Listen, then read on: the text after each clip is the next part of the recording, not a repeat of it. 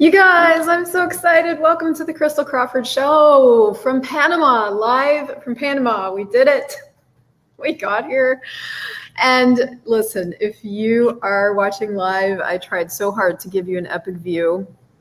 If you're listening to this in the future, that means nothing to you. Basically, the view on the video is like of a brown wardrobe thingy and on whatever side it is. I wanted to give you an epic view, but we are staying in a beautiful Airbnb in historic Casco Viejo, Panama, and it is so loud outside. The buildings down here are so close together and people are building and shouting at each other, and it's awesome. But for more just up to the minute updates on where I'm staying and what it looks like and what it's like, just follow me on Instagram because I'm going to put as much of it in the stories as I can. But with all of that, I called today's episode Tips and Tricks for Making Big Life Choices because holy shit, has this choice to move here been full on. And I was honestly trying to keep the list of tips and tricks to like 3 or 5 or 7, but I have 13. So some of them might be a little bit of repeats of each other, but I think this is worth talking about because we are, very clearly at a time in history where, maybe more than ever before, where looking at the future is really important. I had this epiphany while I was watching a movie, I don't know, in the last 3 months or something, where I think it was around the 2008 housing crisis, this movie. And, the movie's storyline was about these guys that had created this hustle to basically take advantage of all the people that hadn't looked at the future in terms of their mortgage and the housing market, and who got crushed by what ended up happening to the market in 2008. And it was really poignant to me, kind of both sides of it. There were the people who took advantage and there were the people who were caught off guard. And so one of the things I've always loved about the tools of access consciousness is that Gary Douglas and Dane are always inviting us to look at what our choices create now and in the future. And it's one of those conversations, or at least it was for me, that was really unfamiliar and not something that I'd had a lot of in my world, So one of the very first tools that we are given to start distinguishing what's going to create more and what's going to create less is the tool called light and heavy, which is that if something lands really light in your world, that's true for you. And if something lands heavy, it's not true for you. Now, what we don't really talk about as much with that tool, because we like to keep it simple, is that also gives you a sense of the future your choice is going to create. But anyway, so the next tool we're given is to ask for every single choice that we make, what will my life be like in 5 years if I choose this? Because, I was put through the school of judging and deciding, not the school of getting a sense of what my choice is going to create, So I had to re-educate myself on choosing, and not even maybe how to do it. No, I didn't have to educate myself on how to choose because I definitely knew how to choose. You just, you stand up, you grab a coffee, you move countries. Like that for me has never been a big deal. But I did have to educate myself on looking at the future my choices were going to create. And I only preface this whole conversation with all of that because what I'm about to get into are these tips and tricks for handling yourself and everything when you do make a choice that you do get is going to create a greater future. And it's still fucking intense. Okay, so if you don't know the backstory too much, my partner Andres and I, about 3 or 4 months ago, started really looking at what our choices were in terms of where we live. I have a really vibrant, growing certified facilitator business. He also has a business. We are both equally open to things looking different, including his daughter in a different way, living in different places, learning new languages if that's required. So we started putting all our choices on the table and really looking at, what choice was going to create more for us individually and us together. So as we were sort of bouncing around ideas, Panama came into the mix. And it wasn't something I'd ever considered, but when I asked the question, if I choose to move to Panama, what will my life be like in 5 years? The energy went, whew. And that's how you know you've landed on a choice that's going to create everything as greater in a way that you can't predict, control, or otherwise articulate. So we chose it. Now, everything I'm about to tell you from here on is all the things you need to just gift yourself after you've chosen something like that. And there's about 80 billion steps to actualizing that choice, because there's the choice you make, and then there's the actualization and the institution of that choice. And we had to liquidate our entire life in Canada, including all our house. We had to reorganize and reorchestrate our relationship and how that's going to look with his daughter. We had to deal with ourselves and everything that was coming up between us. And we also had to deal with ourselves and everything that was coming up individually. So I want to pull my notes into this, because I literally, this was like this gigantic download that I wanted to give you guys. And if you have any questions, or something's coming up for you in regards to stuff that you're looking at or you're choosing, let me know and I'll include that in the conversation. So tip number one, after you've chosen a big life choice, like a big life choice, tip number one that I wrote down is to give yourself more space than you think you need. Now, listen, this conversation could even be applied to starting a business or starting a new relationship or starting anything that is actually affecting way more futures than you can articulate or even get a sense of cognitively. And that was the thing we kind of had to return to through this whole process, and we still are returning to as we're moving forward, because the process is not nearly finished. Not that it ever does finish, but we're still in a lot of the institutional steps. We had to remind ourselves over and over that this was creating and affecting and changing futures on a moment-by-moment basis. And the reason that's so important to acknowledge is that when you don't acknowledge it, you feel more fucked up than you ever have before. So it's very similar to like not acknowledging that you have a capacity with entities. When you don't acknowledge it, you just feel shitty. So you want to give yourself more space than you think you need. So many things will come up to handle that you just weren't expecting. And that overwhelm you may be feeling, it's awareness of all the things. So there were multiple times, especially, getting our house and all of our stuff handled, which was like a way bigger project than either one of us knew, where, one or the other of us was in some sort of intense pressure cooker inside or some sort of overwhelm. Getting that sensation is awareness of all the things is really a huge contribution, because, what you can choose next is tip number two. And that is like, don't be afraid then to start an OCD system of organizing yourself. Now, when we were first instituting this choice, right? We made the choice, we knew it was going to create a greater future. And now what was left was to institute the choice.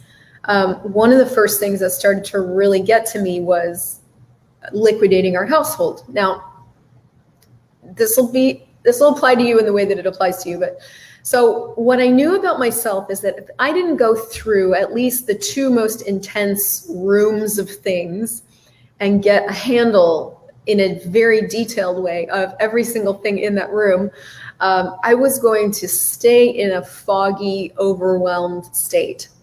So I used an app called ClickUp, and I created, every room had its own list of stuff. And I'm talking like every single thing in that room got a line item. So even if it was like a little charging block, it got its own item on the list, because what I had to look at was what was coming with me in the suitcase, at least based on what I thought, what was going to be shipped, what we were going to give away, what we wanted to sell. So there was a lot of different facets to the project.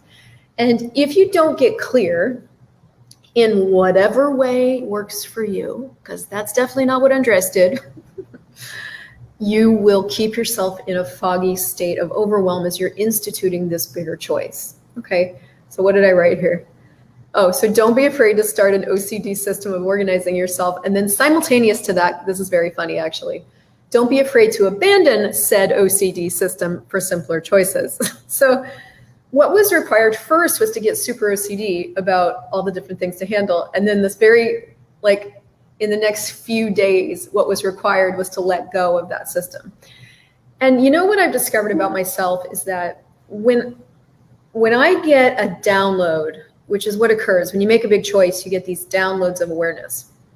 What I typically lean towards or kind of automatically choose are different ways of coping with that download.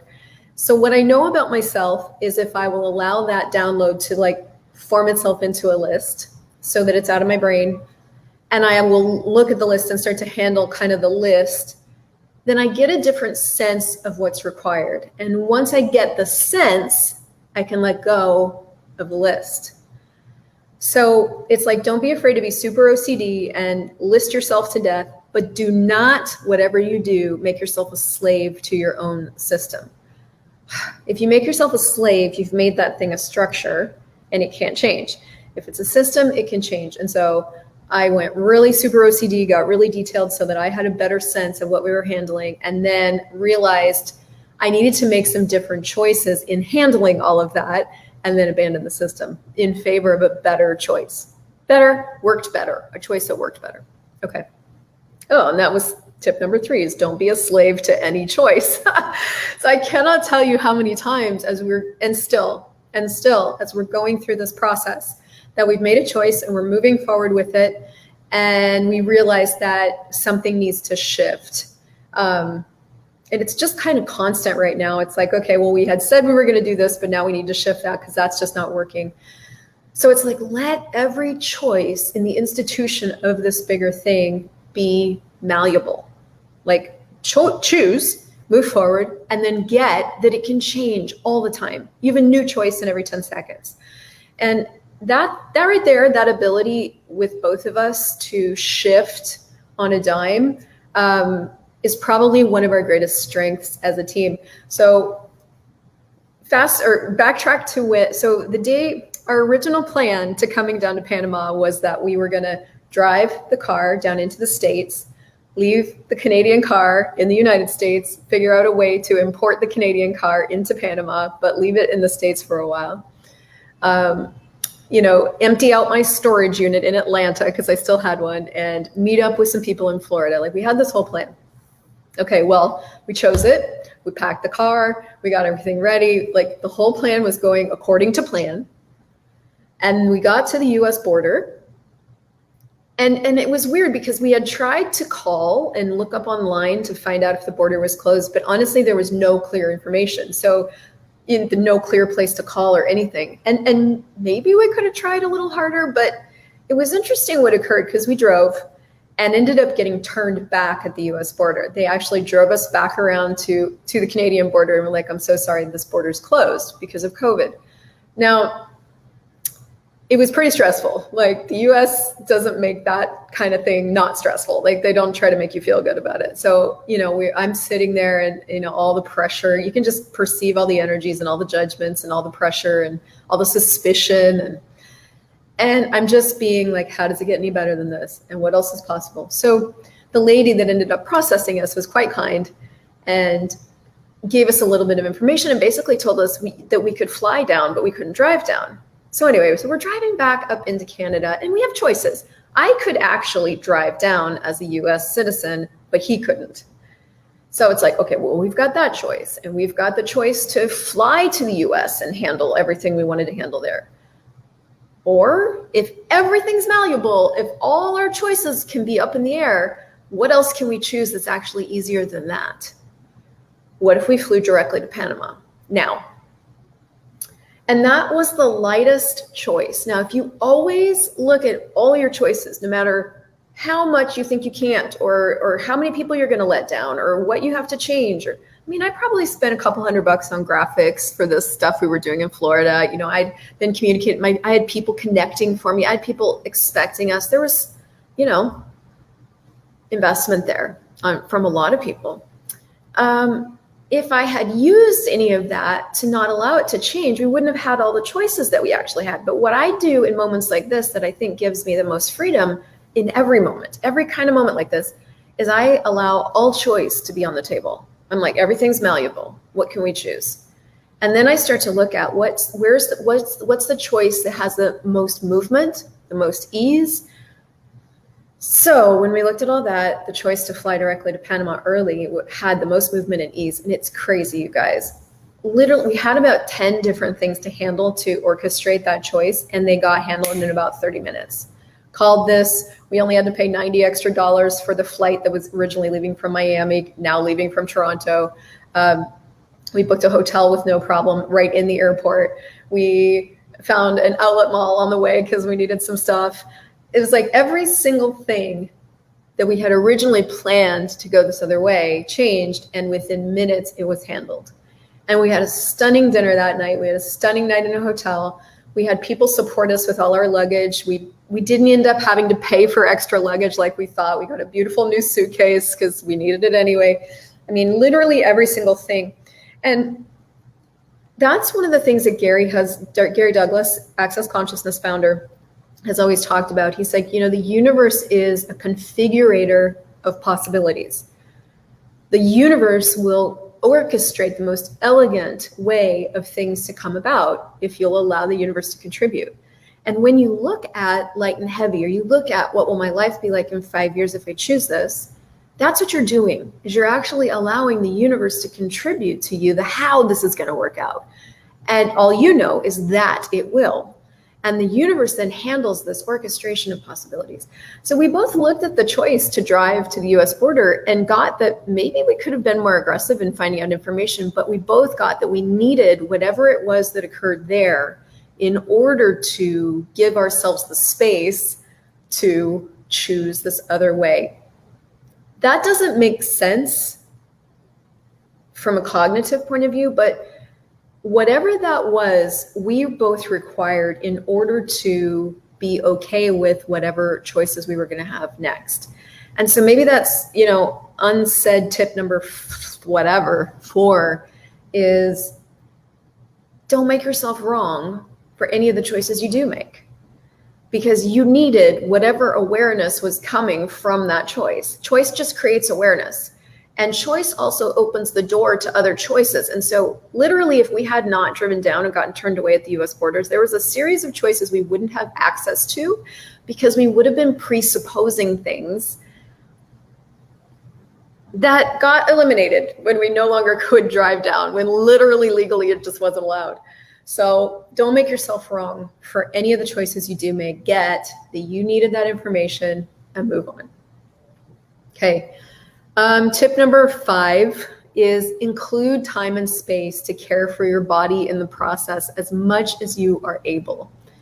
I was really shocked I don't know why I was shocked. I mean, apparently moving itself, nevertheless, international moving is like number 2 on the list of the most stressful life events ever.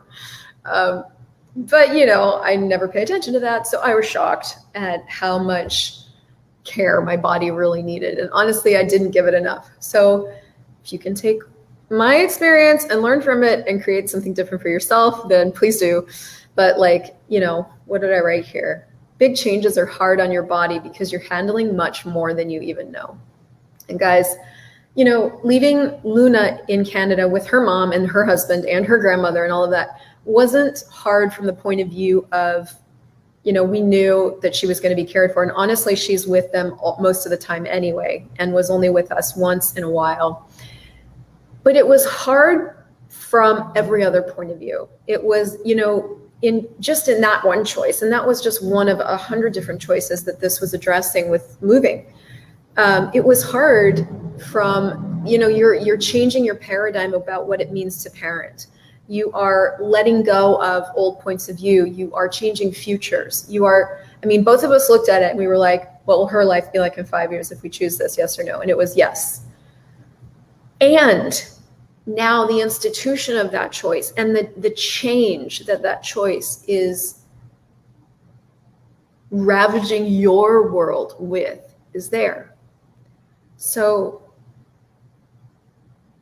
include time and space to care for your body in the process, because you're handling much more than you are aware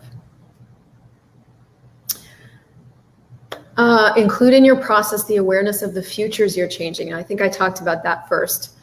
and creating. If you ignore this awareness, you'll constantly feel grumpy and fried. And you know what? I don't get that we were super successful in not grumping at each other most of the time. I think this was a big, big choice for us, and we grumped at each other quite a bit. So, do the best you can with what you've got, but just if you have some of this information, it's going to contribute to you. And one of the questions you can ask yourself, especially when you're really grumpy, is, am I allowing myself to be aware of as much as is actually occurring?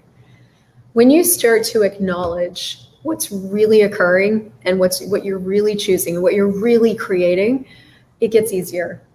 When you're not acknowledging it and you're just trying to power through, just assuming that you're just cranky and you're just tired and you're not actually looking at what is, then everything's harder. So include your awareness of the future. All right. Tip number 7, choose more space. Now, some of these are a little bit repeated, but I think they're bear repeating. It's like, choose more space. You are in a big change. You will likely not be able to handle daily life in the way that you could before the change. And this has been true for me in divorces. I've been through 2. This has been true for me in other breakups, which are essentially divorces. This has been true for me in moving across the United States. It was true for me when I moved up to Canada for the first time. It was true for me when I moved across Canada to BC. And now it's been true for me when I'm moving from Canada to Panama. You can handle daily life in the way that you think you should. And when we first started this process of instituting this change, I had these grand ideas that I was going to be able to run my business in the exact same way and move my entire house at the same time. And I think I spoke about that. That was funny. And so I was putting all this pressure on myself to have to do da-da. I didn't realize it until someone kind of gently pulled me aside and was like, Now I looked at it and I was like, okay, I can either spend this next 3 months in this big change, like completely bitchy, totally grumpy, under so much pressure, or I can look at what I'm choosing to pressure myself with and look at what of this I can let go so that I can have the space to handle what it is I need to handle right now. So as much as you can, choose more space, not less. The more you can do things from relaxation, the better and easier everything's going to be.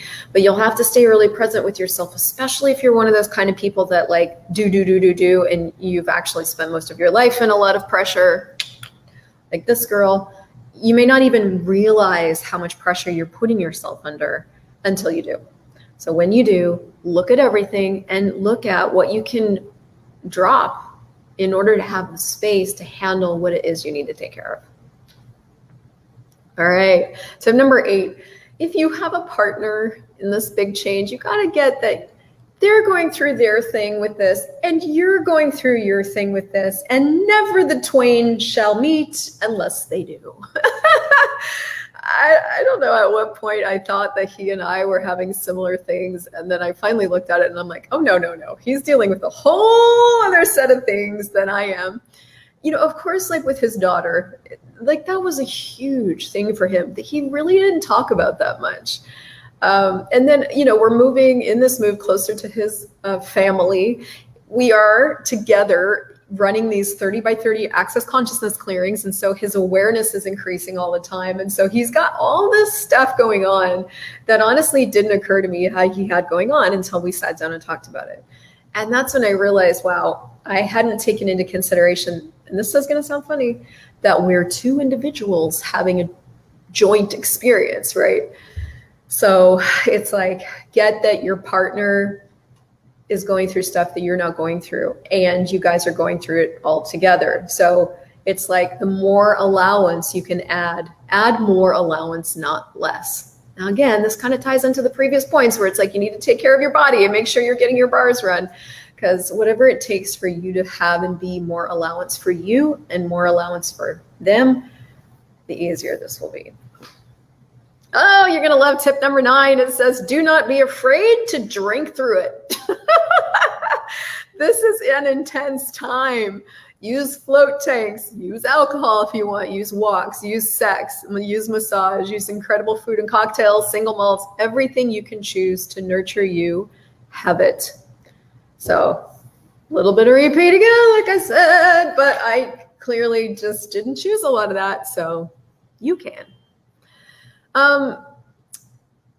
This is big. Key number 10 is like, don't try to force yourself to be the same you that you were before you made this choice.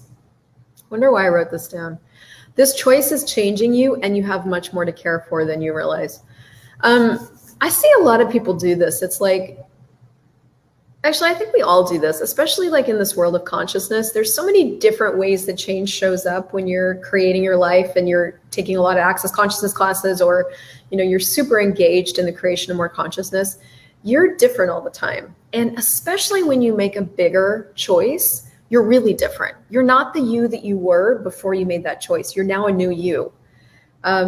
So like a tool to handle that is like destroying and uncreating all your projections, expectations, separations, judgments, and rejections of yourself, of your partner, of your relationship, of the move, or whatever it is. And do the clearing statement, right, wrong, good, bad, pop, pop, all nine shorts, boys and beyonds. Don't try to be the same you. Wake up in the morning and go, okay, cool. Who am I today and what needs my attention? Who am I today and what needs my attention? And it's interesting when you make a big choice like this, because you kind of force yourself to live there or you're miserable. So, you know, easier to go, who am I today and what do I need to be aware of? What do I need to handle? Tip number 11 is schedule the important dates and the not forgettable things. So we really did both have to come up with a system to, you know, to support not letting very, very important things slip out of our world, because we were handling so many things. So, you know, take the things that you know you absolutely cannot forget 100% and put them in a calendar. Again, the dates can change, but at least if it's somewhere where, you know, we had wall calendars. I think we rewrote it 6 or 7 or 8 times. I had a calendar in ClickUp. I had my Google Calendar, and all of that was just for pinging. It was like, we'd look at that and go, okay, cool. Do we need to be aware of anything? Does anything need to move?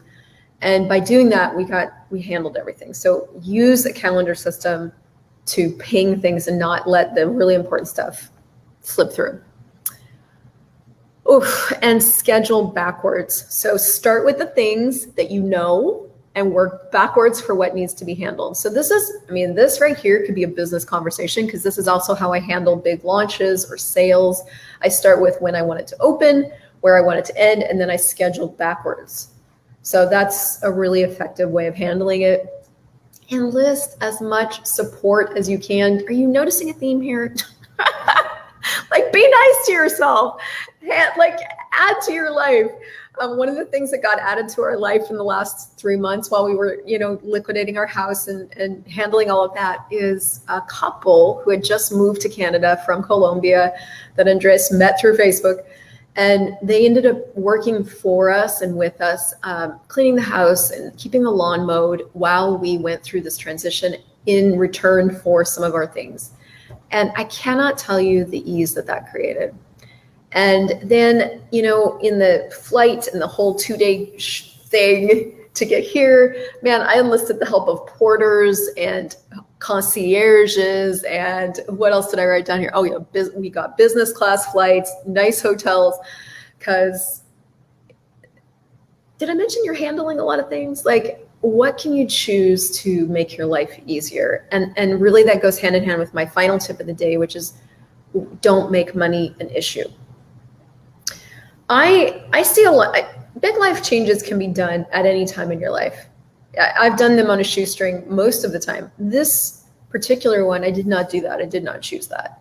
And that was much easier.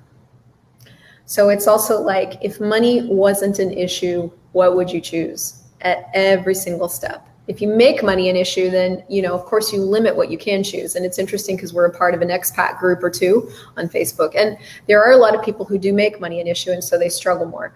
I did not do that. I'm like, if money was no issue, what would we choose? And we've had so much more ease from that question. So there's my 22,000 point list to making big life choices with ease. I didn't even get a chance to look at the comments. So if you guys did comment, and I will go back and write to you. But if you got anything out of this, or you have a friend who's going through a big life change, share this with them, because maybe this will contribute. You are the creator of the future that you are going to have. You're living in the future you created back whenever, and you will be living in the future you choose now. So what choices do you have today to move your life forward in dynamic ways? And everything that doesn't allow it to show up, times a godzillion, destroy it and create it all. Right, wrong, good, bad, pod, poc, all nine shorts of boys and beyonds. You can check out theclearingstatement.com for more information on that. And if you guys loved this, give this a share. And I can't wait to continue this journey with you from Panama. Next week, we'll be in a new Airbnb. How does it get any better than this? See you guys next week.